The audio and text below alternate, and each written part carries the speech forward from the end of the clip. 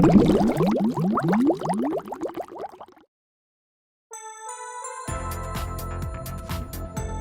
いどうも、こんにちは。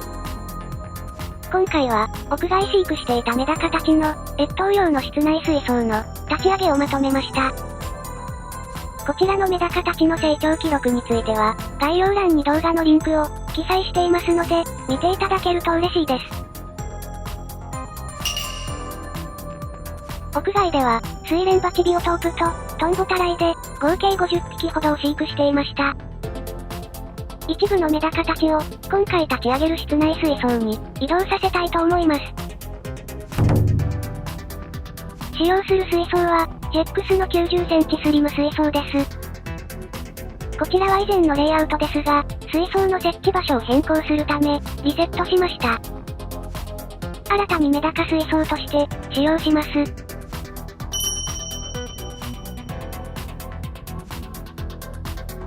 今回のレイアウトのポイントは、次の2点です。浅瀬エリアを作りたい。ソイルと砂の引き分けをしたい。どういうことか、イラストや様のポンチ絵で説明させてください。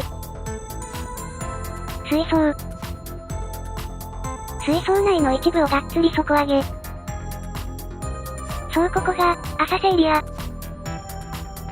メダカの上見を楽しむエリアというわけですよ。通常の水深のエリア。後径はソイル、前径は化粧砂。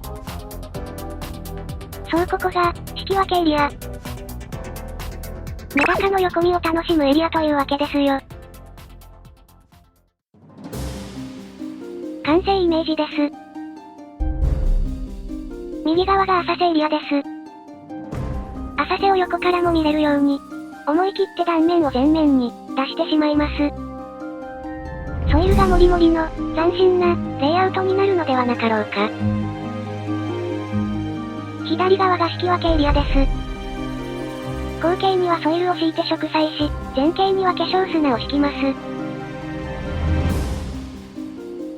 ソイルの流出を防止するために、このような骨組みを構築することにします。傾斜角45度の長さ30センチの斜面を水槽の中心に設置します。引き分けエリア後径のソイルのスペースは奥行き5センチと深さ5センチのボックスとします。以上から骨組みの寸法が決定します。浅瀬エリアの高さは水槽の高さ30センチに対して21センチとなる計算です。浅瀬の深さは水量で調整可能ですが5センチ程度を想定しています。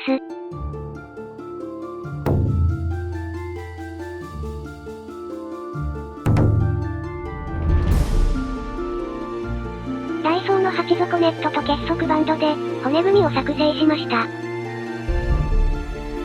ソイル絶対漏らしたくない真ん中、ガチガチの仕様になっています。プラチナソイルのノーマルサイズであれば、粒が粗めなので鉢底ネットで、とどめできる想定です。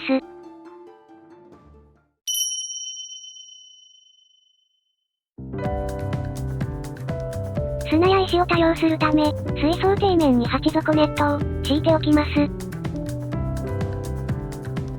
作成した骨組みを設置。斜面を支えるために石を設置。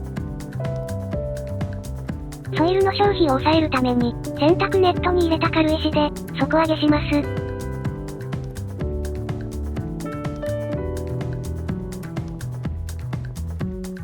ADA のバクター100とクリアスーパー。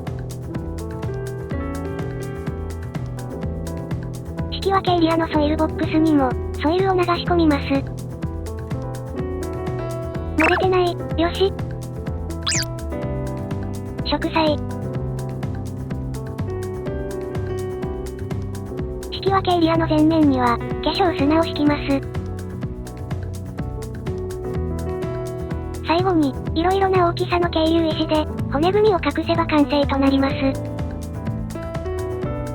浅瀬エリアにはニューラージパールグラスと、ロベリアカージナリスを植栽。引き分けエリア後径には、ロタラインディカとエキノドルスを0頭、植栽。注水。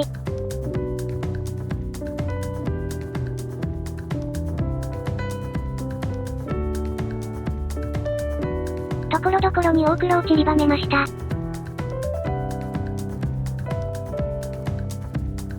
正面から見た断面の圧迫感が想像以上でした。そうこれはまるで、大陸棚とは地形学上は大陸の中縁に分布する極めて関係者の海底で傾斜の変換点をその外縁とするガイアナ棚上の地形である国連海洋法条約では大陸棚は原則として境界の基線からその外側200海里までの海域と定めているが地質的及び地形的条件等によっては国連海洋法条約の規定に従い延長することができる大陸棚においては大陸棚を探査及びその天然資源を開発するための主権的権利を行使することが認められている。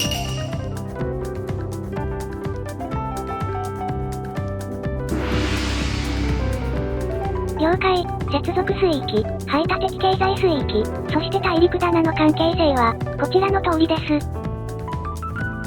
大陸棚は栄養豊富で、多くの魚が集まります。そのような水系を目指していきたい次第であります。